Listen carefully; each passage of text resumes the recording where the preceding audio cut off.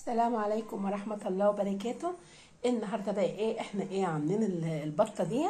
طبعا انا عاملاها من غير حشوه اهي خالص، من غير.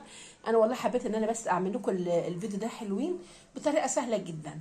طبعا احنا كنا متعودين ان احنا نعمل المرته ونخيط او نشبكها زي ما انت بتشبكيها، وبعد كده ممكن الخيط يفك او اللي انت مشبكه دي يفك في الشوربه، والمرته كلها تنزل في الشوربه وتبقى سايطه وتبقى مش حلوه. لا النهارده طريقه جميله جدا. هبعد دي كده اهي وهنعمل هي هنا. عملنا المرته كده لوحدها زي ما احنا شايفين كده، بسم الله ما شاء الله عليها. شايفين السمنيه بتاعتها؟ ممكن تعمليها في الكبه، انما في المبشره بتبقى ناعمه جدا، انما الكبه انت تتمكني فيها بتبقى جرشه شويه. فعملنا كده المرته، وما تحلاش المرته الا بالكمون طبعا، عشان تعملي الكمون لان هو اللي بيظهر المرته. امال اسمها مرته ليه؟ لان لازم يكون فيها كمون وفلفل اسمر والزيت والملح. طبعا هتلاقوا المرته دي معموله عندي في القناه كتير جدا. انا كل النهارده الفيديو ان انا ازاي هحشي البطه، وعملنا كده المرته لوحدها بدل التعب اللي احنا كنا بنعمله كده. عملنا المرته اهي بسم الله ما شاء الله.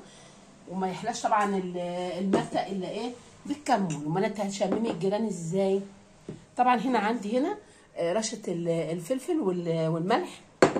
هنحط هنا، تاخد بس دي كده. هنحط هنا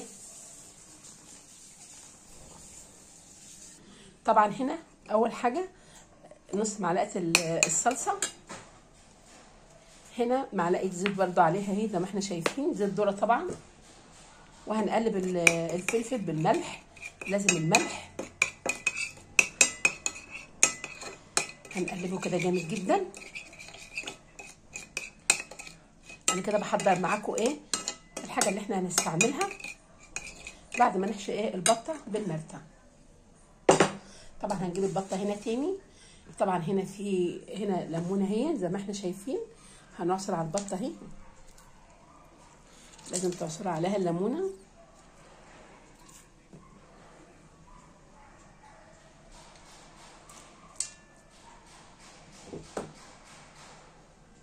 لازم نعصر عليها الليمونه كده. طبعا انتوا عارفين غسيل البطه بتبقى عامله ازاي. بنغسلها لو انت عندك معلقه من بالليل تنقعيها في ملح، وتجيبي طماطمتين وتحطهم قطعوهم عليها والملح وتسيبيها بالليل. تقوم الصبح هتنضفي البطه بتاعتك، وهنعمل عليها محلول الليمون. على ان كان عندك معلقه طحينه هنحطها عليها وهتسيبيها. الطحينه بتمنع زفره اي حيوان خالص، ما بتخليهاش فيها زفره خالص. طبعا احنا كده خلصنا على البطه كده، عملنا عليها الليمون. هنعمل فيها ايه بقى؟ هنحشيها المرته اهي. انا كده بحشي المرته فيها. طبعا المرته والبصل انت اللي بتقرري على على حسب حجم البطه دي. طبعا بطه مرجان. طبعا يتاكل البط المرجان جدا، بيبقى جميل جدا. جربيه كده البط المرجان عن المسكوفي وعن البط اللي هو البكيني اللي هو الابيض ده، بيبقى جميل جدا. ولا انك تتعبي نفسك. احنا هنحطها في الفرن بتاع ربع ساعه، فرن وشوايه. بسم الله ما شاء الله. هوريها لكم على طول. ما بتاخدش اصلا يعني ربع ساعه كده، وبعد كده هنطلعها. بتبقى زي ما يكون جايه من عند المحلات. تحميرها بيبقى جميل جدا، ولا يساعد في التحمير.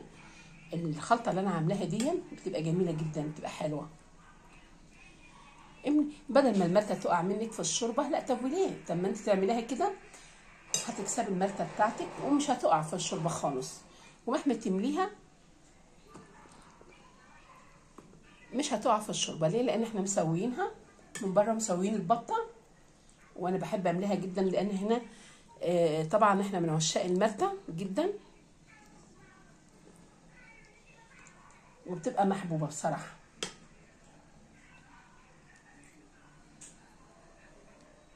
هي كده اتملت اهي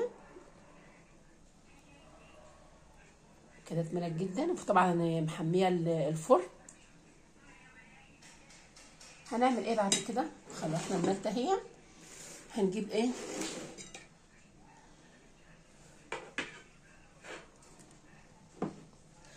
اللي هي الخلطه اللي احنا عملناها. شايفين البطه بسم الله ما شاء الله. وهنقلب الخلطه بالفرشه، لازم معلقه الزيت وكل معلقه، وهندهن البطه بالخلطه اللي احنا عاملينها، اللي هو رشه فلفل، رشه ملح طبعا.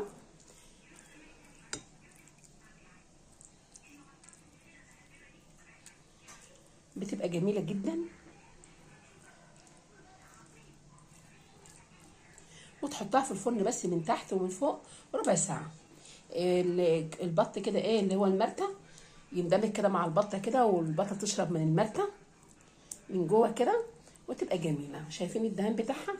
الله، وخفيف جدا، ولا المرتة تقع منك، ولا المرتة تحرجك قدام الناس انها وقعت. مفيش، لا، تعملها في المناسبات، في رمضان، في اي حاجه، اي مناسبه، فبتكون جميله جدا. زي ما احنا شايفين كده مسقينها. الله، بسم الله ما شاء الله عليها. والمرتة طبعا كمون وفلفل بصل، وما تستغنيش عن الكمون، لان الكمون ده هو المرتة. من غير المرتة، من غير الكمون يا حلوه ما يبقاش تترمى من الشباك على طول. المرتة لازم الكمون. امال انت هتشممي جيرانك ازاي يا بنتي؟ لازم الكمون في المرتة. من غير المرتة هنرمي البطه من الشباك، خلاص ما عادش لها لازمه. كده انا خلصت الدهينه اهون، وهدخلها فين؟ في الفرن. حتى شويه شوربه معاها كده صغيرين كده تحت اهو، زي ما احنا شايفين، ما يجوش ربع كوبايه، عشان اشغل عليهم ايه الفرن من تحت ومن فوق. وبعد ما اشغلها هوريها لكم تاني. طبعا زي ما احنا شايفين كده التحمير بتاعها، بسم الله ما شاء الله. والمرتة زي ما هي بسم الله ما شاء الله. كده احسن ولا نفضل ايه؟ لا، المرتة وقعت. شايفين التحمير؟ بسم الله ما شاء الله جميله. والتغريز ده لازم لما البطه بتدخل، قبل ما تدخل في السويه كده بتغزغزيها ان كان فيها اي حاجه وبتدل على انها استوت او لا، فبتبقى جميله جدا لما بنغزغزها كده. غير كده احسن بقى لما بنعمل المرتة ونوقعها مثلا ايه في الحله او كده، لا كده احسن لنا وافضل لنا بكتير جدا. والمرتة زي ما احنا شايفين كده، الله الله. مش هقول لكم بقى على الريحه، ومش هقول لكم بقى اوعي تنسي الكمون في المرتة. اهم حاجه الكمون، واهم حاجه التنظيف بتاع البطه. مش عايزين نخليها تبقى زفره، نخليها كده تبقى جميله كده.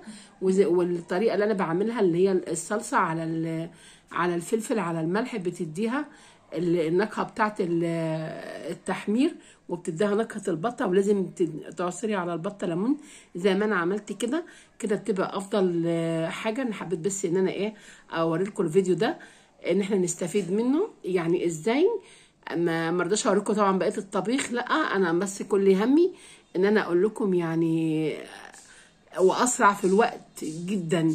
يعني انا ممكن بشوح البطه، وفي نفس الوقت بعمل البصله يعني في شعله تانية، ما بتاخدش مننا ايه يعني جهد ولا وقت ولا كده. لا، احنا بنشوح، ولما بتستوى بنقوم نطلع المرتة على الاقل من مهلها ونقوم نحطها، بتبقى جميله جدا.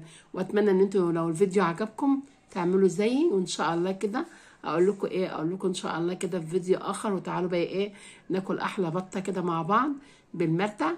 واخر مره اقول لك ما تنسيش الكمون، لانك انت يا حلوه لو ما حطيتيش الكمون مع البصله ولا هيبقى لها اي طعم. لان في ناس يعني قالوا ان احنا ما بنحطش كمون. لا طبعا، الكمون ده هو الاساسي للبط، يعني هو الاساسي للمرتة بالذات. حطي كمون هتاكلي احلى مرتة. مش هتحطي كمون هنرمي المرتة دي، ولا ليها اي طعم خالص. لازم المرتة دي هي اساسها الكمون والفلفل.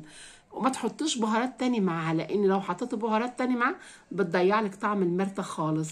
فالمرتة اللي على اصولها انت بتعمليها بالكمون والفلفل والملح والزيت. وان البصل من النوعيات اللي هو الميه بحط لها بس يعني ما فيش ربع كوبايه ميه، عشان تبقى كده ايه مشخلله كده وجميله. واقول لكم إيه ان شاء الله كده اشوفكم في فيديو اخر. والسلام عليكم ورحمه الله وبركاته.